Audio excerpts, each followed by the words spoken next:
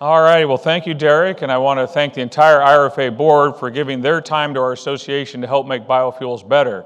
And thanks to all of you for coming out on kind of a chilly morning, although I remember one of these where the high was -10, so it's actually kind of balmy if you think about it. But we've tried to put together a program that will both inform and inspire you today, and so this will be time well spent. I also want to give a shout out to the IRFA staff for their hard work in putting today together. We've got our communications director, Cassidy Walter, Nathan Hohenstein, our policy director, is out manning the booth. He's kind of peeking his head around the corner. Wave, Nathan, there you go. And we do have our newest member, Lisa Kaufelt, who disappeared from her station over there. She joined us just a few weeks ago, but next year this will be her baby. So if you have any suggestions or things that we can do to make this a better experience, please seek out Lisa and do that.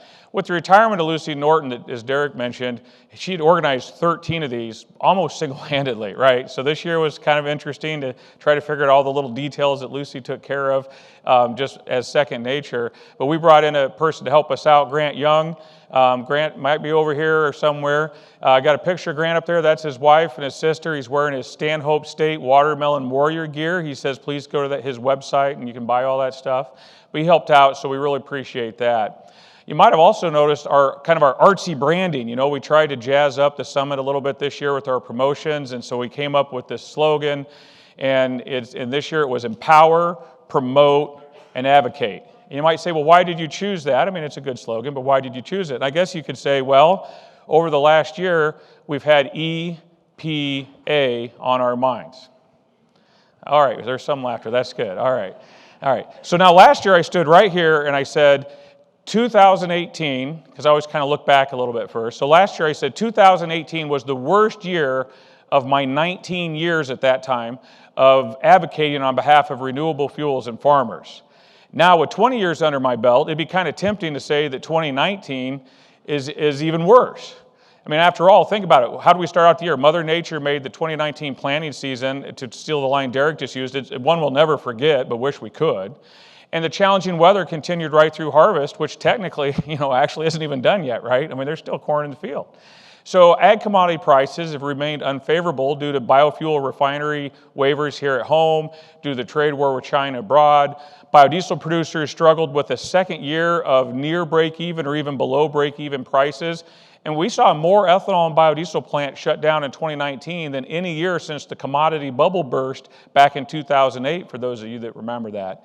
In fact, here in Iowa, both ethanol and biodiesel production dropped in 2019 compared to the year before. I went back and looked at all the state-level data we had that goes back into the 1980s. 2019 was the first year that Iowa ethanol production was ever lower than it was the year before. Think about that. First time ever. Despite the droughts, despite everything else, we always held steady or went up. That's how bad it was. Now, we've seen farm debt levels rise. We've seen ag loan defaults and renewal rates, rejections on the rise, and we're seeing increased signs of stress, and some people are even reporting increases in the rate of suicides among farmers. As a kid who grew up in the 1980s, that hits home. I went through that. I don't want to see that again. Now, some people look at those numbers and say, hey, we're headed back into the 1980s. But I think it's important to point out, as others do, that farmland values are holding steady. That's different. Debt to asset ratios, while the debt levels are high, the debt to asset ratios are much lower comparatively to the 1980s. And maybe most importantly, interest rates are much lower today than they were in the 1980s. So, I don't claim to be the expert here on that sort of thing, but my gut tells me after growing up on a farm and doing this for 20 years that both sides are probably right. I do think that the ag economy is inching toward a true crisis, but we're not there yet. The key point here, I think, is that we're at a position where the ag economy is in a very precarious position, kind of like our friend the goat up there on the side of the mountain. Now, looking forward, USDA is projecting flat commodity prices. RIN prices are at levels that only Ted Cruz could love, and ethanol prices remain unappealing. Biodiesel got a little bit of a boost with the retroactive reinstatement of the biodiesel tax credit, but if you actually look forward into 2020, the biodiesel prices aren't exactly that appealing either. So we need something to change, and the good news is they can. And it might be hard to appreciate this, But I think the seeds of that change might actually have been planted in 2019. So while I'm tempted to think of 2019 as the worst year ever for biofuels, let me give you an alternative view from a policy perspective. This view is going to be very different from those of you in the audience who actually run the plants, right? You're trying to keep the plants profitable, and I understand and respect that that is our ultimate goal. Quote unquote good public policy doesn't mean anything if it doesn't translate into a vibrant renewable fuels industry that's creating jobs, boosting farm income, lowering our fuel prices at the pump, and cleaning our air. Now, some of you have heard me speak before, so you might be surprised that Monte is actually going to try to be positive about 2019. I'm not exactly known for mincing my words or for trying to put lipstick on the proverbial pig. And that's not really what I'm trying to do today. But while we shouldn't put lipstick on that pig, we also sometimes, though, might want to look at the pig from more than one perspective. And to be honest, back on December 19th, I would not have thought about giving this speech. The EPA had just finalized an RFS rule that failed to adequately increase biodiesel levels, and it reneged on President Trump's commitment to our elected champions to provide certainty for future RFS levels. As you know, instead of accounting for future refinery exemptions based on a simple, certain, verifiable manner, the Trump administration approved a plan that leaves the discretion in the hands of the EPA. Now, I said it back on December 19th, and I'll say it here again. President Trump turned his back on an opportunity to provide certainty for farmers and failed to keep the deal that he had struck in the Oval Office with our elected officials. And so I in no way want to minimize that and how that decision impacts the ability to have a near-term boost for the markets which our farmers and renewable fuels producers rely on. But while I was disappointed with that, as I look back, I have a couple of thoughts. First of all, I think that IRFA, Iowa corn, Iowa soybeans, and all the other Iowa groups, we did everything we could to get a positive result. I don't think there's any stone we left unturned. Never giving up, Iowa corn even managed to get a meeting in the West Wing with Trump's chief economist, Larry Kudlow, just days before that final decision, to one last try. But the decision had been made. And by telling us one thing in September and October and then doing another thing in December, I do think that President Trump and the EPA have widened the gulf of distrust between this administration and farmers when it comes to implementing the renewable fuel standard. But I have to admit, in the weeks since that very disappointing day on December 19th, I've come to realize that while that was a very important headline in 2019, the year, it was not the entire story. So as I looked at 2019 from a policy perspective, I found there were actually many more significant victories than there were defeats. And while admittedly these victories did not lead to like a quick fix for the economic challenges that we all face, I do enter 2020 feeling that the future economic gains that I think are coming, hopefully will be coming, could be traced back to 2019. So think about this. Just the day after the disappointing news on the final RFS rule, Congress reenacted and the President signed the biodiesel tax credit reinstatement, put it back in place for the years that had been gone, and for the first time in many, many years, they actually extended it out into the future, providing some certainty through 2022. Now, I don't have time to get into all the details, but I know some about the last-minute negotiations for that, and let's just say it was pretty much miraculous that we not only got it back, but got it out 3 years into the future. And if you thought that 2-year battle to reinstate the biodiesel tax credit was long, remember back on May 31st when President Trump kept one of his campaign promises to rural America by removing restrictions for year-round unleaded 88 sales. That was a decade-long struggle. Now, in addition, there was an effort by the oil industry to put anti-RFS RIN provisions in a package with unleaded 88. And that had gotten some traction in the proposal, but ultimately President Trump decided not to do that, and so we got unleaded 88 without the anti-RFS provisions. And at the time, we gave EPA and President Trump the accolades they deserve for taking that action, for taking that step after 10 years of working on that, and they did it in a great way. Now, given the economic conditions confronting the farmers and the biofuels producers, and given the fact that we had this ongoing battle over refinery exemptions, it was kind of hard at that moment in time to stop, take a deep breath, and to actually realize what a monumental victory that was. Think about the aftermath of that. We've seen large C-store chains like Casey's move aggressively to put unleaded 88 out there, which contains 15% ethanol. And just this week, just a couple of days ago, our own Iowa Ag Secretary Mike Naig awarded Elliott Oil Company with the 2020 Renewable Fuels Marketing Award for being the first major oil-branded station to offer unleaded 88. So we got a picture of that up here, I think. So it's a BP branded station, and they said, look, our competitors are doing it, we've got to do it. So there is now a crack in Big Oil's bogus blend wall, and I think that crack is only going to get bigger because unleaded 88, it burns cleaner, it's better for your engine, and it saves you money. In short, it's a superior product, and whether Big Oil likes it or not, we're well on our way to start making unleaded 88 the new normal for fuel in the United States. And while overshadowed by the refiner exemption struggle, there were two other very important commitments made by the Trump administration on October 4th. And I think they will serve to expand unleaded 88 even quicker. First, EPA committed to doing a rulemaking to get rid of some unnecessary labeling and regulatory restrictions that make it difficult for retailers to offer and properly promote unleaded 88. Second, USDA committed to implementing an infrastructure program to help get infrastructure out there for unleaded 88. I think it's also going to do some stuff for biodiesel as well. And maybe the Ag Secretary, Deputy Secretary, who's going to be with us later today, will talk about that today. So in another battle back in 2019, we started off with the proposed RFS rule. In the proposed RFS rule, EPA essentially told the courts, no thanks. They had basically said, we're going to ignore a court remand or directive to restore 500 million gallons of conventional biofuels that were illegally waived from the 2016 RFS levels. Now, IRFA has been watching this for several years, and in fact, we made that part of the RFS proposal this year the centerpiece of our testimony to EPA at the public hearing. I'm happy to say that the December 19th final rule removed this language. Now EPA says it's going to handle the remand issue in 2020. I can't tell you yet what handle means. Okay, I don't know what that's going to mean next year, but I do think it was progress that we got the language out that just said we're going to ignore that court order. There was also progress on a couple of trade fronts in 2019. I'm very excited to learn more about the use of ethanol in Mexico later today from our trade panel. IRFA, along with the American Coalition for Ethanol and U.S. Grains Council, spearheaded a Mexican trade mission to Iowa this past summer. Now, you might not be shocked to know this, but Big Oil is spreading lies in Mexico about ethanol, just like they are, like they try to do up here. So what we did is we brought key Mexican retailers to Iowa to learn directly, not just from ethanol advocates like us, but from their fellow retailers, peer-to-peer.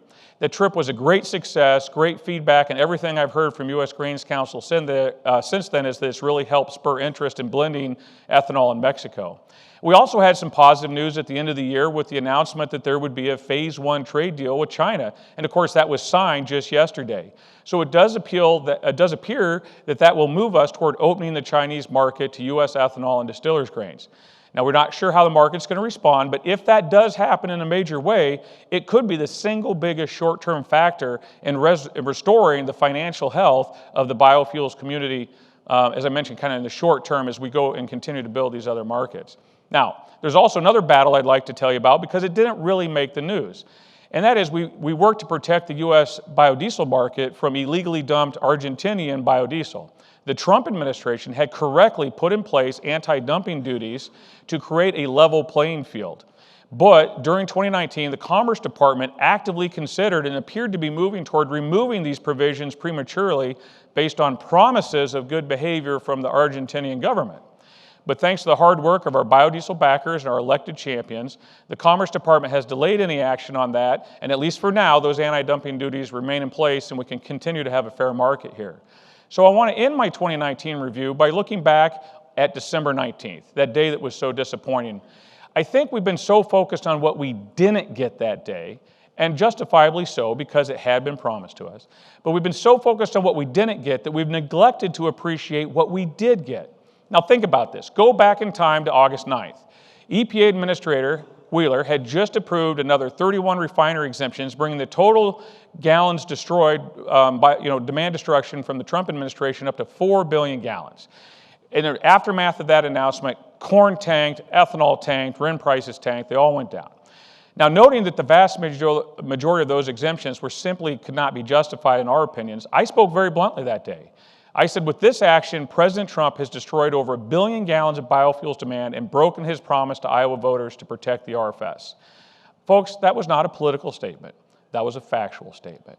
On August 9th, there was no way to undo the damage of those exemptions. There was no way to hold the RFS harmless. There was no way to make sure that the 15 billion gallon RFS would actually be 15 billion gallons. It just didn't exist. That did change on December 19th. While not forgetting the missed opportunity to put certainty into the RFS calculations, the final rule did nevertheless create a pathway for refiner exemptions to be fully accounted for. No, it is not certain. But it is possible for EPA to ensure that 15 means 15 going forward by following the Department of Energy recommendations on these refiner exemption requests. Now, the Trump EPA has not followed the DOE recommendations in the past, but it insists it will this time. And I can't predict whether they will or they won't. But to borrow a phrase from our friends one state to the south, my message to the EPA is simple. Show me. Just do it. The December 19th rule uses DOE recommendations to gross up the RFS levels to account for these refiner exemptions. So if, and I fully admit that this is a big if at this point in time, the EPA follows the DOE recommendations in future years, then 15 billion gallons really will be 15 billion gallons. On August 9th, that possibility simply did not exist. And today it does. So even in the disappointment, we should not fail to grasp just how important that could be. And I can assure you, IRFA will be doing everything in its power to try to turn that possibility into reality as EPA adjudicates the next round of exemption requests over the next few months. Now, can President Trump actually repair the promise he broke on August 9th? In just a couple of months with these types of things, we're going to start to see if those steps are being taken. If the Trump administration follows through, think about this, then 2020 would be the first year that the RFS was ever fully implemented at the statutory levels since 2013. It may be hard to believe, but for every single year from 2014 through 2019, the congressionally mandated RFS levels have been undermined. First, either by illegal general waivers under the Obama administration, or then under the abuse of refiner exemptions under the Trump administration. There has not ever been a single year where the 15 billion gallon RFS was actually implemented at 15 billion gallons. That possibility now exists, and achieving that feat is at the top of our to-do list. Now, looking back at the 2019 policy checklist, it really isn't that bad. So let's look at this. Restore and extend the biodiesel tax credit, check. Remove restrictions on year-round unleaded 88, check. Get those removed without having to accept a bad RFS deal, check. Rein in refiner exemption abuse. Well, the Trump administration has actually denied some of the exemptions now for the first time in 2019, so that was good. And they say they're going to follow DOE, which means no more 100% exemptions when DOE recommends a denial or a 50% exemption. So we're going to put a check there. And we have created a pathway to reallocate the exemptions that are granted. And then we needed to make that pathway certain. No check there. The December rule did not do that. But we've worked to restore the trade with China with the deal yesterday. I'm going to put like a little, I don't know how to do a half check on these things, so we're behind me. You guys got to keep up over there. Yeah, China, one more, here we go. All right, one more, here we go. There we go. So I didn't know how to do a half check, so that's a half check for China because we're not quite sure how that market's going to work out. And then we want to maintain a fair market for biodiesel here in the United States while building the Mexican market. So if you actually look at what we did policy-wise in 2019, it was not a bad year. Was it perfect? No, but it was pretty good. And so I would just say that we need to take a moment here as well to make sure everyone in this room understands just how important the work of our elected officials was to this. Every single time we needed our elected officials here in Iowa to step up, they did that. And because of that, we and their leadership, we won many more battles than we lost. And I'll tell you this, we won many more battles than Big Oil thought we would.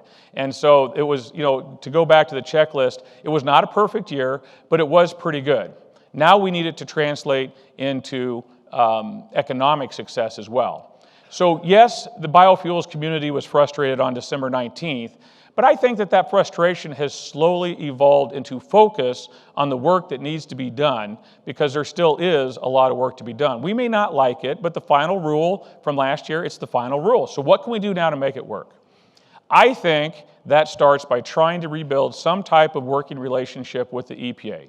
Speaking for myself, I am ready to try. I want to work with the EPA to take small steps and large steps to rebuild some of that trust. I think the question today is, does the EPA want to do that? Will it take steps to fulfill the commitment of President Trump that 15 will be 15? When I sat in the West Wing with Iowa Corn on December 17th talking to Trump's chief economic advisor, Larry Kudlow told us, and I think twice if my memory serves, that the 15 billion gallon RFS is biblical with President Trump. Well, if EPA is ready to accept that, then I'm ready to work with them. I would do that because it's in the best interest of our country. So let's quickly, maybe more quickly than I was thinking, based on the clock up here, talk about what we still have to do in 2020. And I think we're going to have other speakers later, like Jeff Cooper, who will dig into some of these things more.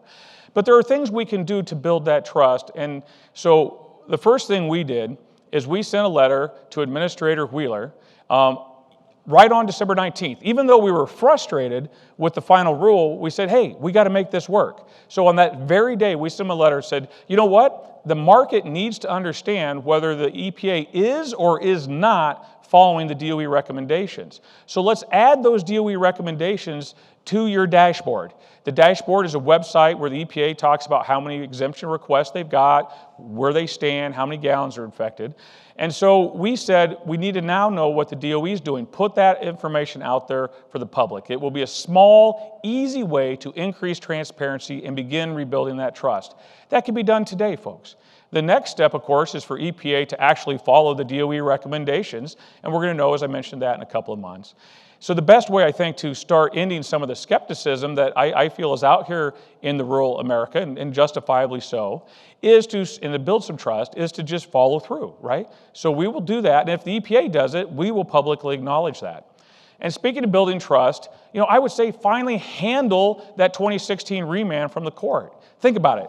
There's a law. EPA broke the law back in 2016 under the previous administration. The court then said, you broke the law. Fix it. All right, let's fix it. Give us the 500 million gallons. If the biofuels community cannot get a square deal on an issue so black and white as the remand, then why would we ever expect to get a fair treatment from the EPA on anything else? So if EPA wants to build trust, show us the gallons, okay? Secondly, on another front, RFA will work with the agency if it proposes a reset rule. We actually think they probably shouldn't. We're close enough to the end of the congressional schedule now in 2022 that we don't need a reset rule. But if they do that, then don't roll one out that undermines the RFS, okay? If you're going to do a reset rule, let's make it positive. Let's not ignore science. Let's not question biofuels' positive carbon, tailpipe, or economic benefits. And don't use the reset rule to kind of make the remand go away. Let's not magically say, oh, look, we're going to reset it at 14.5 billion gallons, give you the remand 500,000 gallons, and then, oh, you're magically back at 15 billion gallons where you started. Now, look, I live in flyover country, okay? But some of us out here can still do math. We would not be, I think a transparent scheme like that would just serve to undermine trust instead of to build trust with the EPA.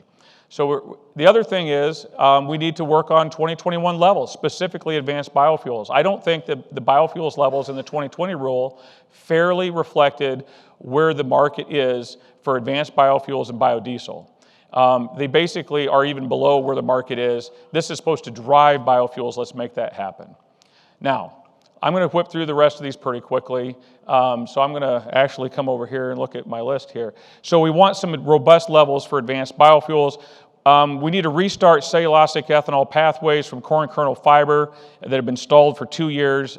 There's no reason to keep that going. This room is full of plants that want to make cellulosic ethanol. The EPA needs to grant them the right to do that. Next, we talked about the rule for the EPA needs to do for regulatory relief for unleaded 88. Let's keep going.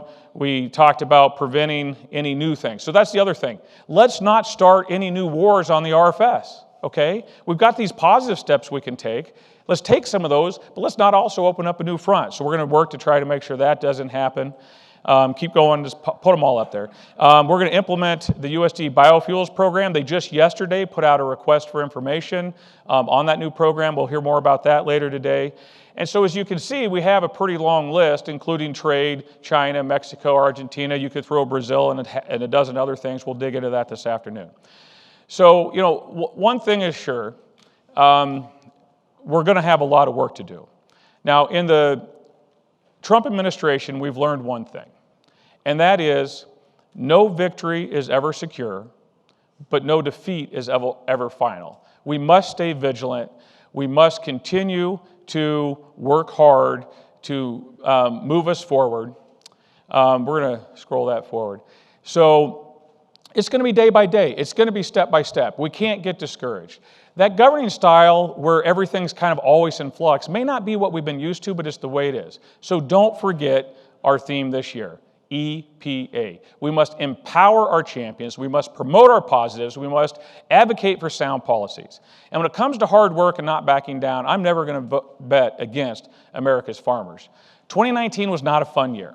But I actually think the policy seeds were planted that could grow into meaningful opportunities for biodiesel producers, ethanol producers, and farmers in 2020. The task before us is to work with the Trump administration to make this happen. I am ready and willing if they are. 2020 can return hope and financial stability to rural America. We stand here today urging the Trump administration to take those steps that are necessary to harvest the possibilities that are out there before us today. I'm excited about our program. Thanks for listening to a little bit of my recap and where I think we're going. Some people much more intelligent than me, you can tell that because they have less hair, are going to be up here later digging in deep about 2020 and beyond. We're going to have a trade panel. We're going to talk about policy. We're going to talk about what's going on at the USDA. But first, we're going to talk about something that I think we all need to learn more about, and that is some of the aspects of the fuel out there that we're trying to replace that are very, very harmful for us. So we're going to have a little brief bumper video here, and then we're going to kick off the heart of the program. Thank you again for coming here today. Hopefully you'll learn something. Hopefully it will inspire you to go out there and keep doing that fight. We have a long to-do list, but if we work together, we can make 2020 much, much better than 2019. So thank you and welcome to the summit.